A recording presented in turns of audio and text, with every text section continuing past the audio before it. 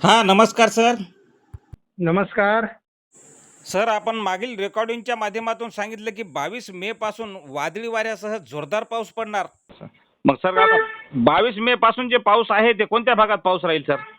सुरुवातीला कोकण किनारपट्टीचे जे 4-5 जिल्हे, हां हां घाट माथ्यावरचा जो भाग येतो म्हणजे नाशिक पश्चिम, हां हां पुणे पश्चिम, अहिल्यानगर पश्चिम, कोल्हापूर, सांगली पश्चिम ह्या भागात सुरुवातीला पाऊस वाढेल. म्हणजे तिथून पावसाचं प्रमाण वाढत जाईल. हो हो. आणि नंतर मग तो उर्वरित महाराष्ट्रात जसा मान्सून पुढे सरकेल तसं त्याचं प्रमाण वाढेल.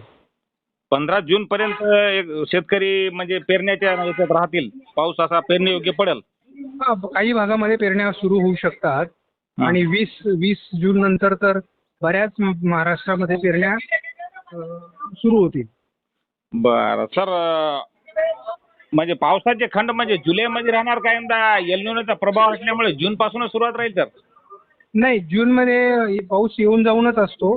हां हां त्याच्यामुळे सुरुवातीला त्याला सक्रिय व्हायला वेळ लागतो. त्याच्यामुळे तसा काही आपल्या कामापुरता जो पाऊस असतो म्हणजे पीक ओलावा व्हायला पाहिजे 100 मिलीमीटरचा, तो होऊन जाईल. हां पेरणी आणि पीक वाढीसाठी जो पाऊस हवा असतो तो पण जूनमध्ये असणार आहे. त्यामुळे जूनमध्ये आपल्याला तसा फार काही त्रास असणार नाही.